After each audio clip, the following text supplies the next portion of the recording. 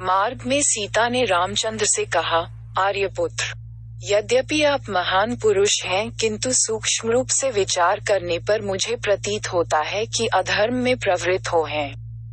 हे नाथ, इस संसार में कामजनित 3 दोष ऐसे हैं जिनका उन्हें परित्याग करना चाहिए।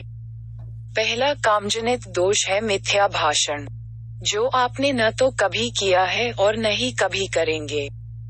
दूसरा कामजनित दोष है पर स्त्रीगमन। आप एक पत्नी व्रतधारी और महान सदाचारी हैं, अतः ये कार्य भी आपके लिए असंभव है। तीसरा कामजनित दोष है बिना वैरभाव के ही दूसरों के प्रति क्रूरतापूर्ण व्यवहार। ये तीसरा दोष अर्थात क्रूरतापूर्ण व्यवहार ही आपके समक्ष उपस्थित है और आप इसे करने जा रहे हैं। आपने इन तपस्वियों के समक्ष राक्षसों को समूल नष्ट कर डालने की जो प्रतिज्ञा की है, उसी में मुझे दोष दृष्टिगत हो रहा है। आपके लक्ष्मण के साथ धनुष धारण कर इस वन में प्रवेश करने के कार्य को मैं कल्याणकारी नहीं समझती। मुझे यह उचित नहीं लगता कि जिन राक्षसों ने आपको किसी प्रकार की क्षति नहीं पहुंचाई है, उनकी हत्या करके आप व्यर्थ ही अपने हाथों को रक्त रंजित करें। मेरे दृष्टि में यह अनुचित और दोषपूर्ण कृत्य है। महाबाहो, पूर्व काल में किसी पवित्र वन में ईश्वर की आराधना में तल्लीन रहने वाले एक सत्यवादी एवं पवित्र ऋषि निवास करते थे। उनकी कठोर तपस्या से इंद्र भयभीत हो गए और उनकी तपस्या को भंग करना चाहा। एक दिन योद्धा का रूप धारण कर इंद्र ऋषि के आश्रम में पहुंचे और विनय पूर्वक अपना खड्ग उस ऋषि के पास धरोहर के रूप में रख दिया। ऋषि ने उस खड्ग को लेकर अपनी कमर में बांध लिया, जिससे वह खो न जाए। कमर में बंधे खड्ग के प्रभाव से उनकी प्रवृत्ति में रौद्रता आने लगी। परिणाम स्वरूप वे तपस्या कम और रौद्र कर्म अधिक करने लगे। हे स्वामी, शास्त्र और अग्नि की संगति एक सा प्रभाव दिखाने वाली होती है। आपकी यह भीषण प्रतिज्ञा और आप दोनों भाइयों का निरंतर धनुष उठाए फिरना आप लोगों के लिए कल्याणकारी नहीं है। आपको उन निर्दोष राक्षसों की हत्या नहीं करनी चाहिए जिनका आपके प्रति कोई बैर भाव नहीं है। बिना शत्रुता के किसी की हत्या करना लोक में निंदा का कारण भी बनती है। हे नाथ, आप ही सोचिए, कहाँ वन का शांत तपस्वी अहिंसा में जीवन और कहाँ शस्त्र संचालन, कहाँ तपस्या और कहाँ निरीह प्राणियों की हत्या। ये परस्पर विरोधी बातें हैं। आपने वन में आकर तपस्वी का जीवन अपनाया है, इसलिए उसी का पालन कीजिए।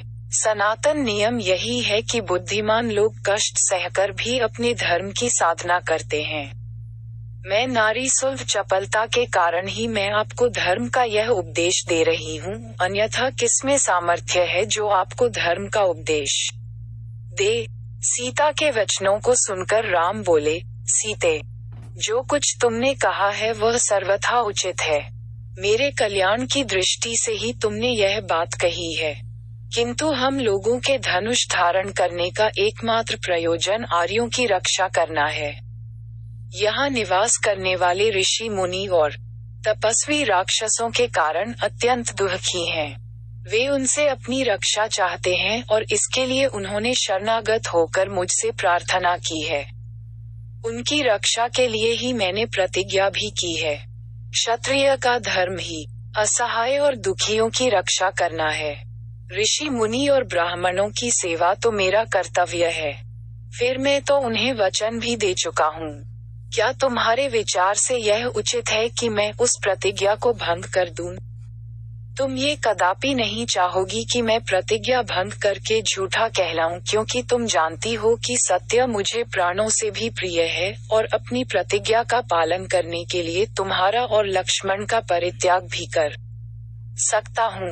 मैं अपने प्राण का त्याग कर सकता हूँ, किंतु अपनी प्रतिज्ञा को मिथ्या सिद्ध नहीं होने दे सकता।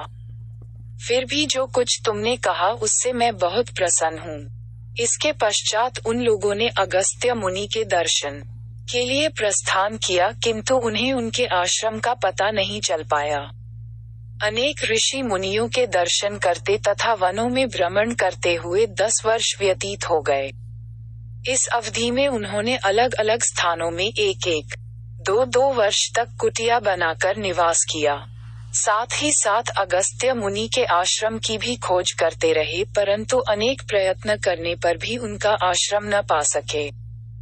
ततः वे पुनः सुतीक्ष्ण मुनि के आश्रम में आए और बोले, हे महर्षि, मैं विगत 10 वर्ष से वन में भटक कर महर्षि अगस्त्य के आश्रम की खोज कर रहा हूँ, किंतु अभी तक उनके दर्शनों का लाभ प्राप्त नहीं कर सका हूँ।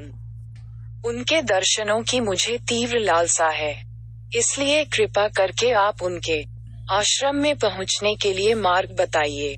मुनिराज सुतीक्ष्ण ने कहा, हे राम, तुम दक्षिण दिशा में 16 कोस जाओ।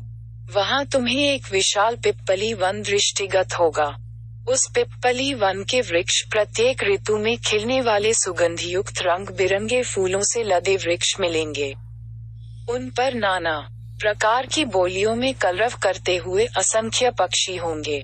अनेक प्रकार के हंसों, बकों, कारंडवों आदि से युक्त सरोवर भी दिखाई देंगे। उसी वन में महात्मा अगस्त्य के भाई का आश्रम है, जो वहां ईश्वर साधना में तल्लीन रहते हैं। कुछ दिन उनके आश्रम में रहकर विश्राम करें। जब तुम्हारी मार्ग की क्लांति मिट जाए तो वहां से दक्षिण दिशा की ओर वन के किनारे चलना। वहां से 4 कोस की दूरी पर महर्षि अगस्त्य का शांत मनोरम आश्रम है, जिसके दर्शन मात्र से अद्वितीय शांति मिलती है। अगर आपको वीडियो अच्छा लगा तो सब्सक्राइब करें और शेयर करें एजुकेशन स्टोरी।